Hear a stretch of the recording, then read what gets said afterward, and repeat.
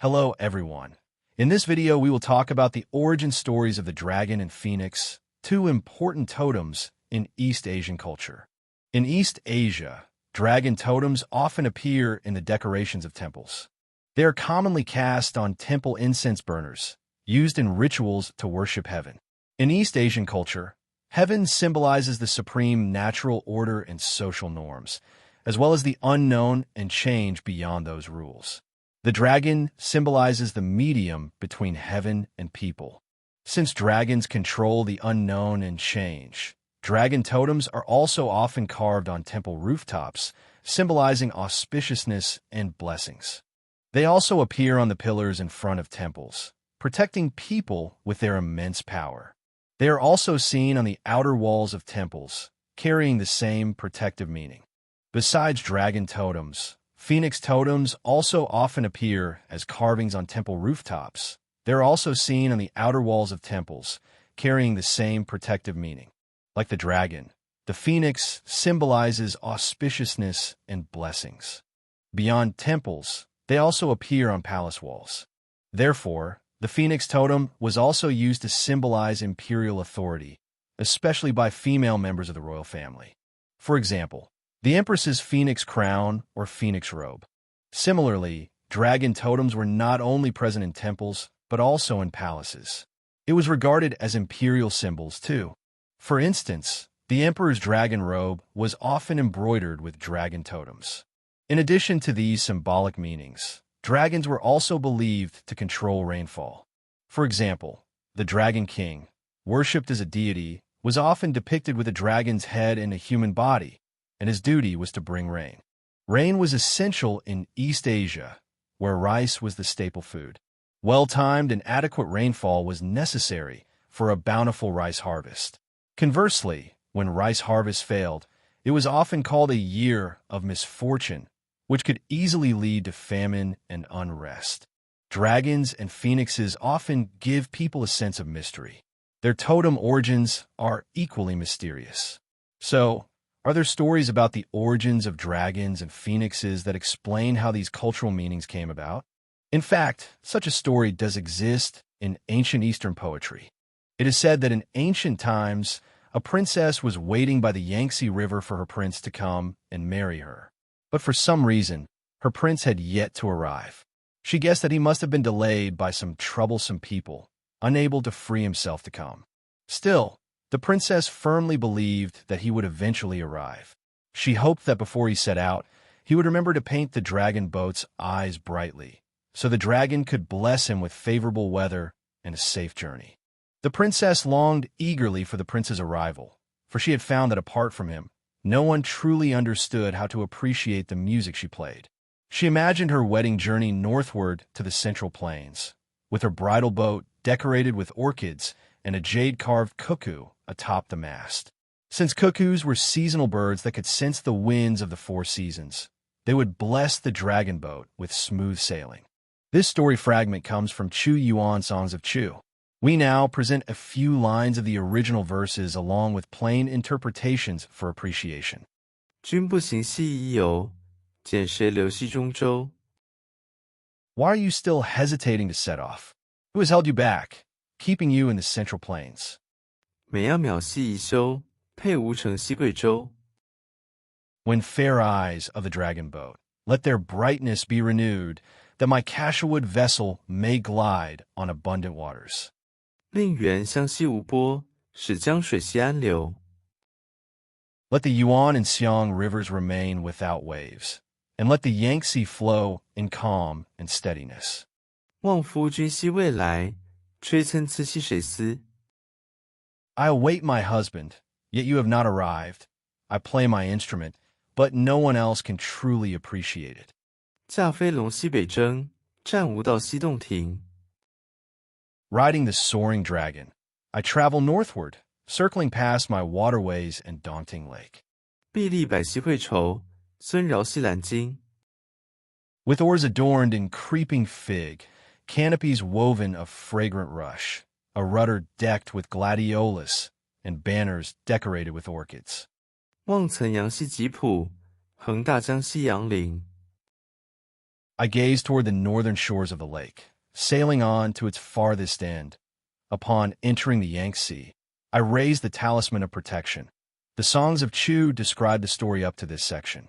So, to complete the second half of the story, we turn to the ancient text records of anomalies. It records that the princess's name was Huang E, who often wove cloth by the balustrades of her splendid palace at night. Since childhood, Huang E showed great interest and talent in weaving, becoming the most skilled weaver of her time. The name Huang E may be unfamiliar, but in fact, it was the childhood name of Lei Zhu, the principal wife of the Yellow Emperor. When she grew up, she invented sericulture, raising silkworms and producing silk. Silk not only created immense wealth for East Asia, but also became one of its key cultural symbols. In addition to weaving, Huang E enjoyed exploring the Yangtze River in her canoe. One day, drifting along the river, she reached the western shore of a great lake and discovered a giant mulberry tree. Because this huge tree stood at the very end of the lake, the place was called Chongsang, meaning the mulberry at the end. It may have been here that she first discovered silkworms. At the same time, a handsome and talented young prince arrived there by dragon boat. He was the son of the Baidi, a tribal king. This prince was none other than the young Yellow Emperor himself. The great poet Li Bai wrote a poem related to this story as geography.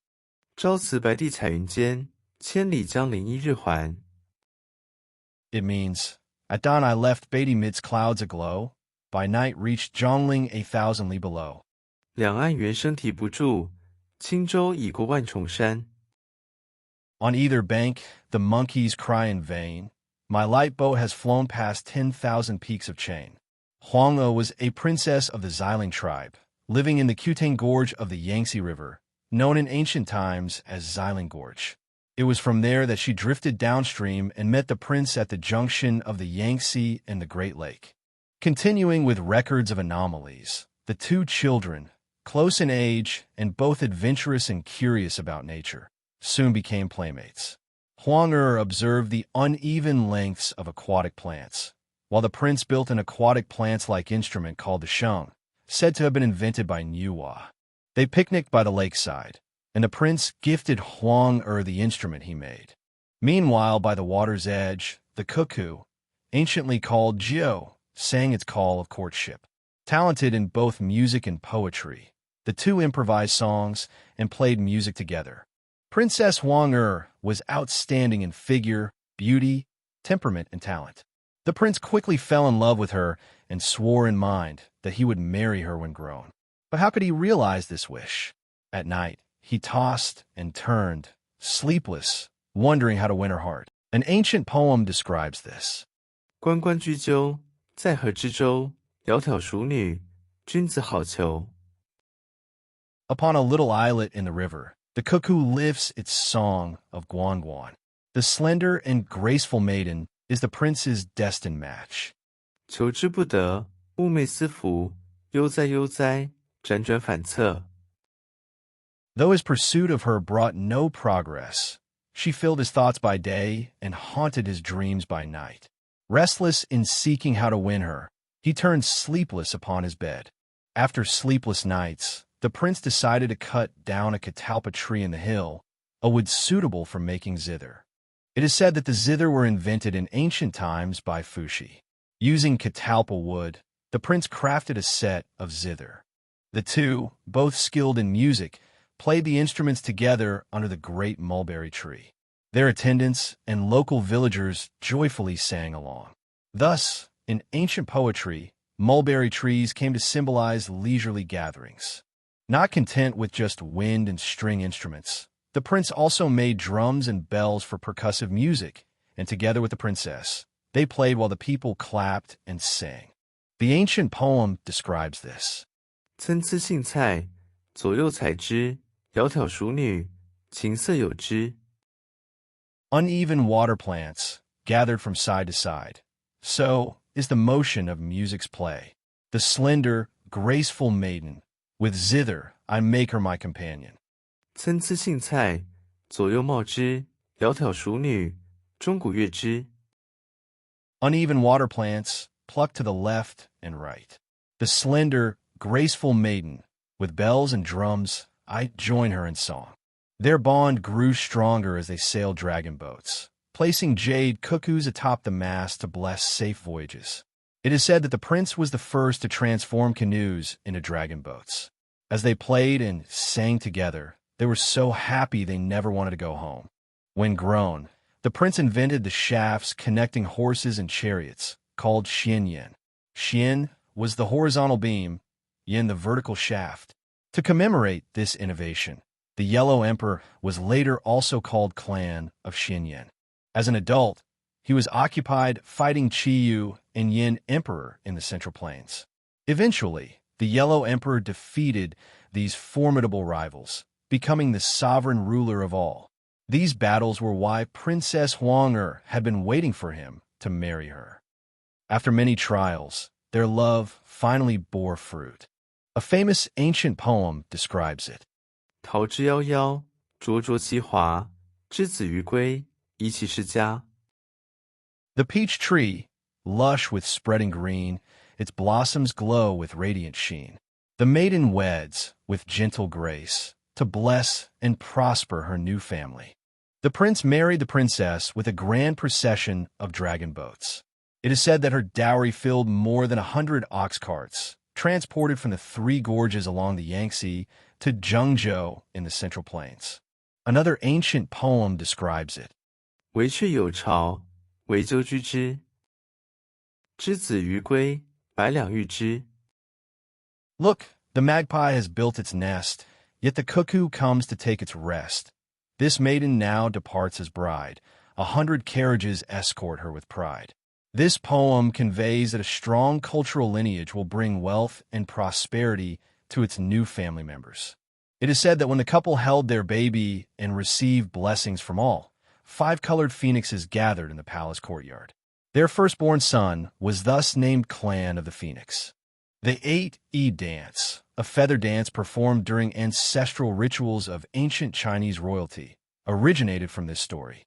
Indeed, for thousands of years, most Chinese emperors were said to be descendants of this couple's eldest or second son. Customs such as dragon boat racing during the Dragon Boat Festival, the phoenix crown worn by brides, and dragon dances at New Year to celebrate harvests, all trace their origins to this story. These ancestral commemorative rituals, once held in royal courts, spread to the people as their descendants multiplied, eventually becoming some of the most important cultural traditions of East Asia. If you have any thoughts on the origins of the dragon and the phoenix, please leave a comment. If you're interested in traditional Eastern culture, please subscribe to our channel. Thank you for watching.